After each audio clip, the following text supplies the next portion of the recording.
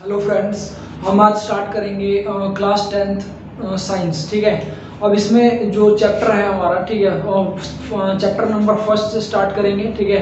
और सारे चैप्टर एक एक करके मैं कंप्लीट कराऊंगा पूरा। अब इसमें जो हमारा चैप्टर नंबर फर्स्ट है ये है केमिकल रिएक्शंस एंड इक्वेशन का। ठीक है।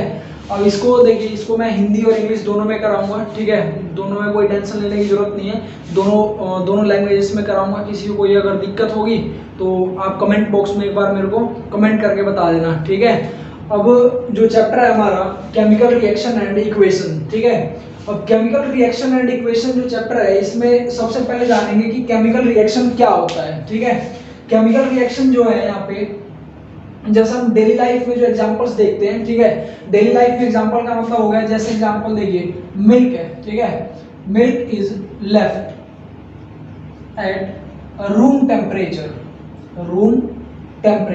ठीक है। फर्स्ट एग्जांपल, कुछ एग्जांपल मैं लिख रहा हूं यहाँ पे। ठीक है। Digestion of food in our body. फिर इसके बाद आ जाइए फर्मेंटेशन। ठीक है। Fermentation of grapes, food is cooked. ठीक है। और भी बहुत सारे एग्जाम्पल है। ठीक है। एग्जाम्पल है इसके बाद और भी डेली लाइफ में एग्जाम्पल जैसे बहुत सारे होते हैं। ये हो गया एक तो वी रेस्पायर। ठीक है, यानी कि सांस लेना। ठीक है, ब्रीदिंग बोल सकते हैं हम इसको। ठीक है। अब इसमें इसके बाद एक और चीज आ जाएगी यहाँ पे, जैसे एग्जांपल अगर कोई भी हम क्या करते हैं, आयरन की चीज या कोई भी ऐसे मेटल की चीज को हम क्या करते हैं, एयर में अगर या मॉइस्चर में छोड़ देते हैं उस पे, तो उसमें भी कुछ ना कुछ क्या आ जाता है, चेंज आता है उसमें। यानी कि एग्जांपल जैसे डोमेस्टिक लाइफ में जैसे आयरन तवा हो गया। ठीक है, left for some time in moisture। ठीक है। ये जितने भी मैंने एग्जांपल लिखे हैं, ठीक है, केमिकल रिएक्शंस के, इसमें क्या होता है देखिए, सबसे पहले तो हम पता लगाएंगे केमिकल रिएक्शन होता कैसे है और इसको पहचानेंगे कैसे। तो देखिए जैसे ये जितनी भी एग्जांपल हमने लिखे हैं इसमें, milk is left at room temperature, यानी कि जो दूध होता है अगर उसको हम क्या करते हैं, रूम टेम्परेचर पे अगर छोड़ देते हैं, ठीक है, तो क्या हो जाता है, थोड़ी देर बाद क्या हो जाता है, वो खराब हो जाता है, यानी कि उसमें कुछ ना कुछ मतलब चेंज आ जाता है। जैसे एग्जाम्पल उसके टेस्ट में चेंज आ जाता है, स्मेल में चेंज आ जाता है। ठीक है। तो मतलब ये जितने भी एग्जाम्पल्स लिखे हैं यहाँ पे कुछ ना कुछ क्या हो जाता है, यहाँ पे चेंज जरूर होता है। ठीक है। और वो चीजें क्या चेंज होती है वो अब एक एक करके हम पढ़ेंगे यहाँ पे। ठीक है। तो बेसिकली पता लगाने का मतलब है हमारा कि केमिकल रिएक्शन क्या होता है। ठीक है। अब केमिकल रिएक्शन के देखिए चार मतलब स्टेप्स है जिससे हम पता लगा सकते हैं कि कोई चीज केमिकल रिएक्शन हुई है या नहीं हुआ है। जैसे हम पिछले 9th क्लास में पढ़ चुके हैं कि केमिकल रिएक्शन क्या होता है और फिजिकल रिएक्शन क्या होता है, दोनों में डिफरेंस क्या होता है। बट हमें यहाँ पे क्या पढ़ना, ओनली केमिकल रिएक्शंस क्या होती है वो पढ़ना है। तो देखिए केमिकल रिएक्शन जब भी होता है तो उसमें चार चीजें जरूर होती है। ठीक है। और इनमें क्या क्या वो चीज होती है वो देखिए। सबसे पहली जो चीज होती है कि ये आता है यहाँ पे चेंज इन स्टेट आ जाता है। ठीक है। फॉर बेसिक थिंग्स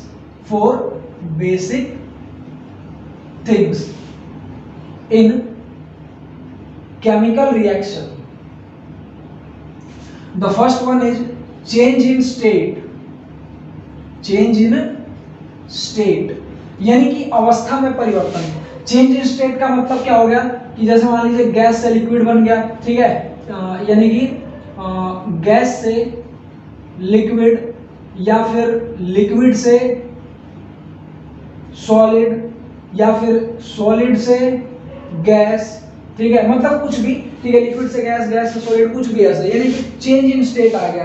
क्योंकि देखिए स्टेट जो होती है हमारी, यही मैटर की जो स्टेट होती है 3 होती है। ठीक है, गैस, लिक्विड और सॉलिड। तो इन्हीं में क्या हो जाता है, चेंज हो जाता है। तो सबसे पहला तो यही है यहाँ पे एग्जांपल। ठीक है, केमिकल रिएक्शन का तो सबसे पहले ये होता है चेंज इन स्टेट, अवस्था में परिवर्तन। दूसरा है यहाँ पे, दूसरा क्या है यहाँ पे, ये फर्स्ट था, ये दूसरा जो है यहाँ पे आता है चेंज इन कलर, यानी कि रंग में परिवर्तन। ठीक है, कलर भी कई बार क्या होता है, चेंज हो जाता है। ठीक है, तो उसको हम कहते हैं change in colour. Third number पे आता है यहाँ पे evolution of gas, evolution of a gas, यानी कि गैस हमेशा क्या होगी, इवॉल्व होगी। इवॉल्व का मतलब होता है बाहर आना, ठीक है, यानी कि निकलना। तो जब कोई केमिकल रिएक्शन होती है ना, तो कोई ना कोई गैस क्या होती है, बाहर आती है, ठीक है। तो ये इवोल्यूशन ऑफ गैस। और फोर्थ नंबर जो है ये क्या होता है, change in temperature, change in temperature, यानी कि तापमान में परिवर्तन, ठीक है। यानी कि जब कोई केमिकल रिएक्शन होती है तो उसमें क्या आ जाता है, चेंज आ जाता है, किसमें, टेम्परेचर में चेंज आ जाता है। जैसे ये देखिए, ठीक है, तो ये क्या आ गया यहाँ पे, चेंज इन टेम्परेचर आ गया।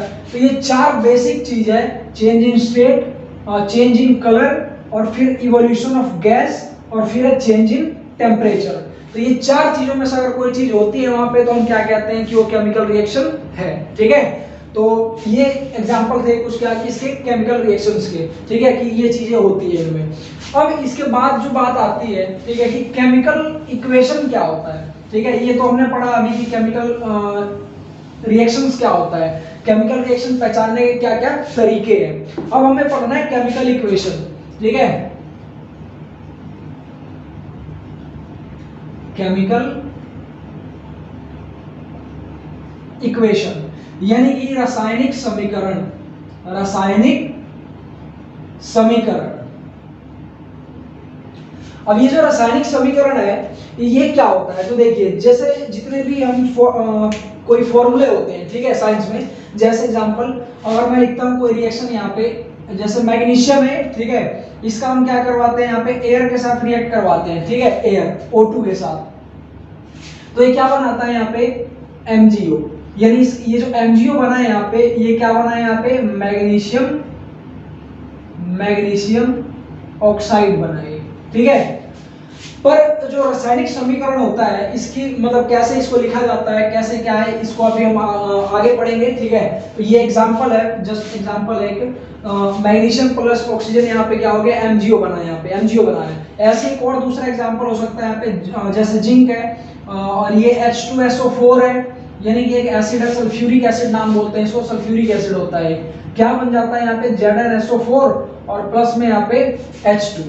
तो ये जो एग्जांपल लिखा है मैंने, ये कुछ रिएक्शंस का, ये क्या है यहाँ पे, इनको समीकरण कहा जाता है। समीकरण का मतलब होता है कि जो हम बोलते हैं, ठीक है, जैसे कि इसकी किसी चीज की किसी के साथ क्या होगी, अभिक्रिया होगी, यानी कि रिएक्शन हो गई, तो उसको क्या करना है, हमें शॉर्ट में लिख के दिखाना है। तो शॉर्ट में हम जो लिखते हैं वो ऐसे लिखते हैं, और अगर इसको हम पूरा लिखने जाए तो कैसे लिखेंगे, फिर यहाँ पे पूरा ऐसे लिखना पड़ेगा, मैग्नीशियम प्लस में ऑक्सीजन इज इक्वल टू, फिर में यहाँ पे मैग्नीशियम ऑक्साइड, ये लिखना पड़ेगा। तो अब इसके लिए हम क्या करते हैं, यहाँ पे नोटेशन यूज कर लेते हैं, ठीक है, जैसे मैग्नीशियम को Mg लिखते हैं, ऑक्सीजन को ये लिखते हैं, इस तरह से। तो देखिए जो लेफ्ट साइड पे होता है ना, यानी कि जो LHS साइड पे होता है हमारा, इसको क्या कहा जाता है, यानी ये जितने भी LHS यानी कि एरो से इधर वाली चीजें होती है, इनको क्या कहा जाता है, रिएक्टेंट्स कहा जाता है। क्या कहा जाता है, रिएक्टेंट्स, यानी हिंदी में इनको क्या कहा जाता है, अभिकारक कहा जाता है, ठीक है। अब ये क्या होते हैं, यही दोनों आपस में क्या होते हैं, रिएक्ट करके ये क्या बनाते हैं, इधर प्रोडक्ट बनाते हैं। तो जितनी भी चीजें RHS पे बनती है, ठीक है, इसको क्या कहा जाता है, यहाँ पे प्रोडक्ट कहा जाता है, यानी कि उत्पाद, ठीक है।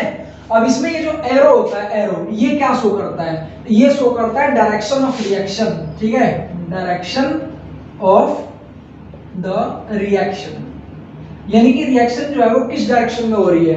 अगर इस डायरेक्शन में हो रही है तो इसको क्या कहा जाता है, फॉरवर्ड रिएक्शन कहा जाता है, फॉरवर्ड रिएक्शन। और अगर ये इस साइड में हो जाए तो इसको क्या कहा जाता है, बैकवर्ड रिएक्शन, ठीक है, बैकवर्ड रिएक्शन, ठीक है।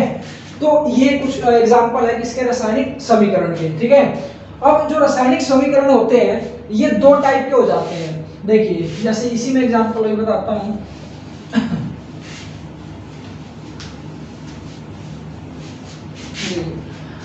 अभी जो हमने एग्जांपल लिखा था यहाँ पे Mg plus O2 gives us क्या होता है यहाँ पे, MgO।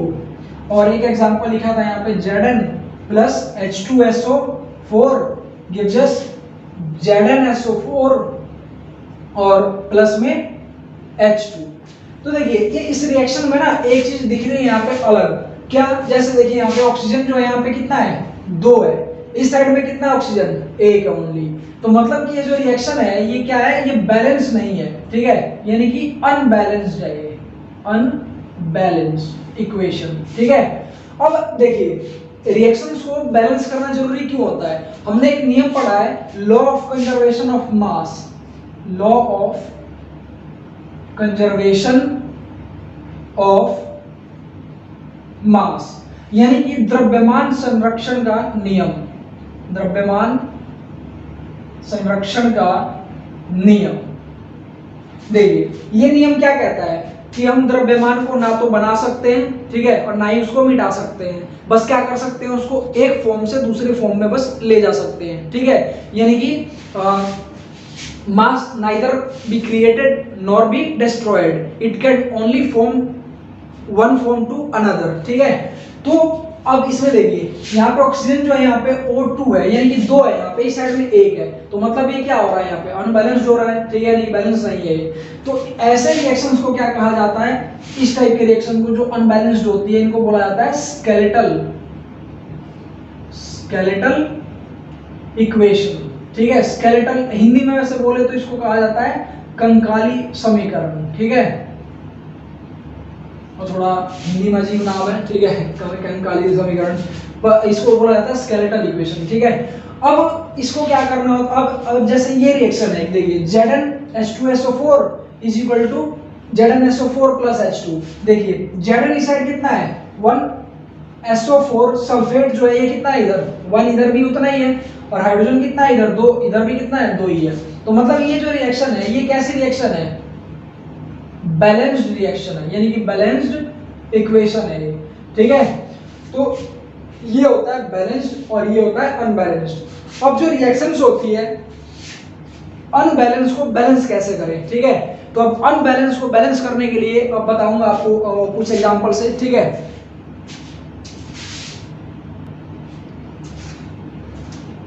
देखिए ये हमारे सामने कुछ एग्जांपल्स हैं, ठीक है, जिनको हमें क्या करना है, यहाँ पे बैलेंस करना है। अब जैसे जो पहला इक्वेशन है, ठीक है, इसमें वो रखा है यहाँ पे Fe प्लस में H2O gives us Fe2O4 plus H2। तो देखिए इस इक्वेशन में Fe जो है यहाँ पे LHS पे जो Fe है वो कितना है यहाँ पे 1, और RHS पे जो Fe है ये कितना है यहाँ पे 2।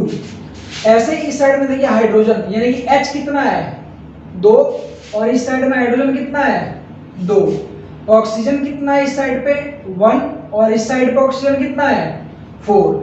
तो देखिए ये जो हाइड्रोजन है ये तो क्या है ऑलरेडी बैलेंस्ड है यहाँ पे, पर हमें क्या करना है यहाँ पे इन दोनों को बैलेंस करना है। तो देखिए Fe को बैलेंस करने के लिए देखिए इस साइड में क्या है 2 है, तो इधर कितना मल्टीप्लाई करना पड़ेगा हमें यहाँ पे 2, तो यहाँ पे क्या करा हमने 2 से मल्टीप्लाई, ठीक है, ऐसे मल्टीप्लाई करके दिखा देंगे। अब चाहे 2 हो चाहे 3 हो, ठीक है, जितना भी अगर नंबर होता है इधर इससे इधर क्या कर देते मल्टीप्लाई कर देते, तो ये क्या हो जाता है इक्वल। अब देखिए F इक्वल हो गया, इधर भी 2 हो गया, इधर भी 2 हो गया। अब आते हैं इस पे, H2 जो है वो तो ठीक है, पर ये जो O है ना यहाँ पे O ये कितना है 4 है, तो हमें क्या करना पड़ेगा इस पूरे को 4 से मल्टीप्लाई करना पड़ेगा। तो देखिए जो 4 होता है ना ये दोनों में मल्टीप्लाई होता है, इसको इस तरह से समझ लीजिए कि ब्रैकेट है, ठीक है, ये इस तरह से, तो ये जो 4 है इसमें भी मल्टीप्लाई होगा और इसमें भी, तो जो O हो गया ये कितना हो गया 4 हो गया, यानी कि इधर भी बैलेंस हो गया इधर भी बैलेंस हो गया। पर अब बात आती है हाइड्रोजन पे, हाइड्रोजन तो यहाँ पे ऑलरेडी 2 था, पर यहाँ पे ना हमने 4 मल्टीप्लाई कर दिया, तो 4 मल्टीप्लाई करने से हाइड्रोजन कितना हो गया इधर 8 हो गया, और इधर कितना रह गया 2 ही रह गया, तो इसलिए इधर क्या कर देंगे कितना से मल्टीप्लाई कर देंगे 4 से, ठीक है। अब ये जो रिएक्शंस हैं, ठीक है, बाकी की 2 आप ये करना, ठीक है, और अगर ये रिएक्शंस में अगर कोई दिक्कत आई करने में तो फिर मैं इसको नेक्स्ट वीडियो में क्या करूंगा समझा दूंगा आप लोगों को, ठीक है।